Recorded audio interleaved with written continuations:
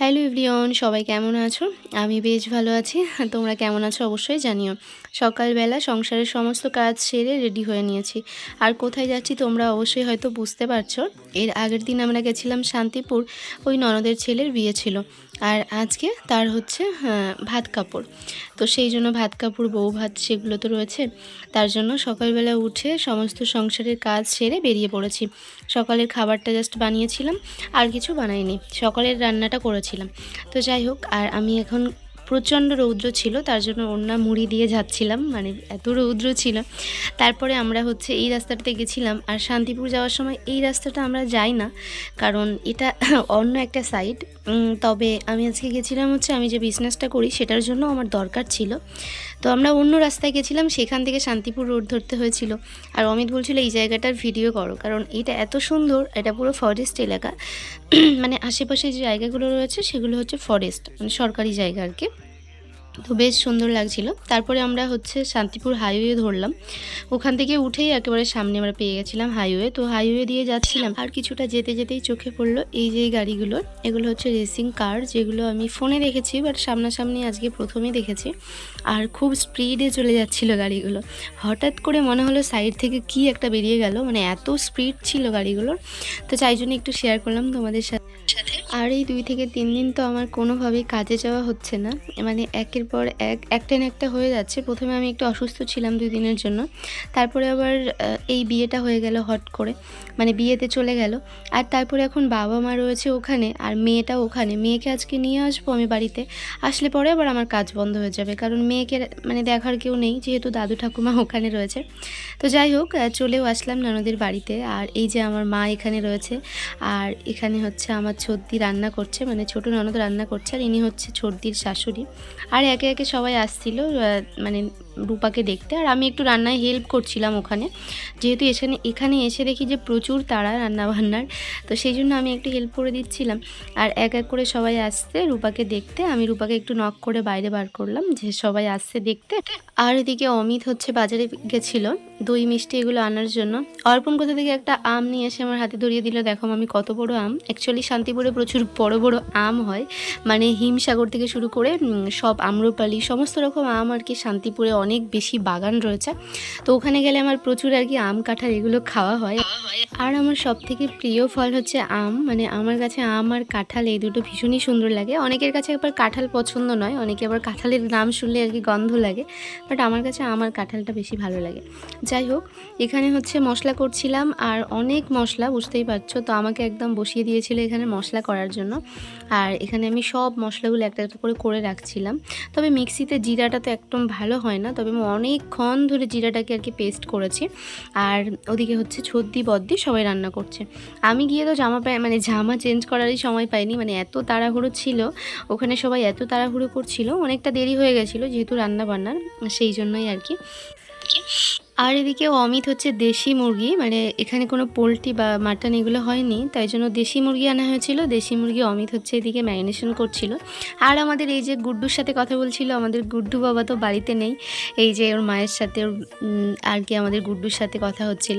আর এই ভিডিও কলিংয়েই দেখা হচ্ছে, সেই কবে হয়েছে তারপরে থেকে এখনও পর্যন্ত আমাদের দেখা হয়নি সেইভাবে, কোলেও নিতে পারি না, এটাই একটা আফসোস। যাই হোক, খুব তাড়াতাড়ি ওরা চলেও আসবে। তো ওর কাকাই হচ্ছে এদিকে ম্যারিনেশন করছে, আর এদিকে ছেলের সাথে কথা বলছি। আর বাচ্চাটা যেহেতু বাড়িতে নেই, অমিত একেবারেই থাকতে পারছে না, মানে ও অ্যাকচুয়ালি প্রচুর ভালোবাসে গুড্ডুকে, কিন্তু ও যেহেতু বাড়িতে আসছে না সেজন্য পাগল হয়ে যায় দেখার জন্য একটু। আর এদিকে ছোটদি দেখো রান্নাবান্না টোটালি আর কি শেষের দিকে এসছে, শুধু চিকেনটা করবো ব্যাস, আর কিছু নেই।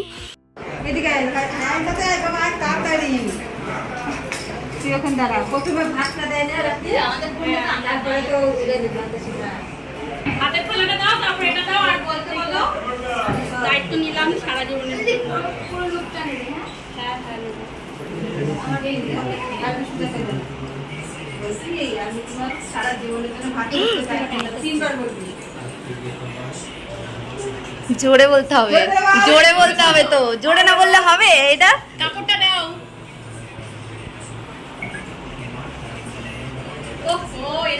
কি বলছে এটা? কি কি হচ্ছে? কি ভাত কাপড় আরো কিছুর দায়িত্ব নে।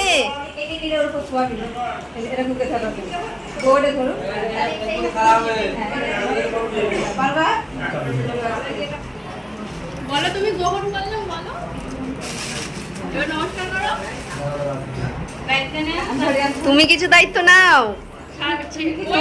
তুমি তো কোনো দায়িত্বই নিলে না। তুমি বলো এই রূপা যে আমি তোমাদের সবার দায়িত্ব নিলাম। বলো নমস্কার করো। হ্যাঁ দেখো বউ মাথা ঠেকিয়ে গ্লাস সরো কাকি সরো। ঠিক আছে এবার একটু দাঁড়াও, এভাবে দাঁড়া একটু। ওদের ভাত কাপড়ের অনুষ্ঠান সেরে এদিকে সবাইকে বসিয়ে দিয়েছে খাওয়ার জন্য। আর বেশ অল্প কিছু মানুষ আর কি আমন্ত্রিত ছিল, বেশি অ্যারেঞ্জমেন্ট তো হয়নি। এদিকে ডাল রয়েছে, মাছ রয়েছে, এই যে ডাল, এখানে মাছ রয়েছে, আর এদিকে হচ্ছে একটা ঘন্ট, এদিকে স্যালাড রয়েছে, আর এদিকে হচ্ছে মা ওই যে বললাম দেশি মুরগি করেছিল, সেটা এবার তুলে তুলে সবাইকে দিচ্ছে। আর দই মিষ্টি পাঁপড় চাটনি এগুলো তো রয়েছেই।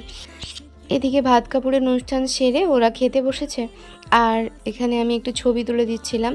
যাই হোক, ওদের অনুষ্ঠানটা খুব ভালোভাবেই হয়েছে। বিয়েটা যেরকমভাবেই মানে আর কি হওয়ার কথা ছিল, ঠিক সেরকমভাবে না হলেও যতটা আর কি ভালোভাবে হওয়ার ঠিক চেষ্টা করা হয়েছে, অনেকটাই ভালো করার। তো রিচুয়ালগুলো যা যা ছিল সেগুলো সবই মানা হয়েছে। আর ওরা এখন এখানে খাবে, তো চলো ওরা খেয়ে নিক, আর আমার বাইরে ওদিকে খেতে দিতে হবে সবাইকে। তো কটা ছবি তুলে দেবো ওদেরকে, আর ওদের তো ওখানে কেউ ছিল না কেমন ছবি তোলার জন্য, সেজন্য ওরা বলছিল মামি একটু ছবি তুলে দাও। আর ওদের দুজনকে দেখে তো বুঝতেই পারছো ওরা কতটা হ্যাপি, মানে বিয়েটা হচ্ছে দুটো মনের মিলন, আর সেটা যদি না হয় তো কখনোই সেই মুখে হাসিটা থাকে না। যাই হোক, ওরা ভালোবেসে বিয়ে করেছে নিজেদের মতো করে। তোমরা আশীর্বাদ করো ওরা যেন অনেক অনেক ভালো থাকে, আর এরকমভাবেই সারা জীবন থাকতে পারে, কারণ ওরা দুজন দুজনকে খুবই ভালোবাসে আর কি, ভালোবেসে বিয়েটা করেছে। তো তোমরা কিন্তু অবশ্যই আশীর্বাদ করো ওদেরকে। যাই হোক, আর আমি হচ্ছে ওদেরকে ছবি টবি তুলে দিই, পরে আসছি কেমন।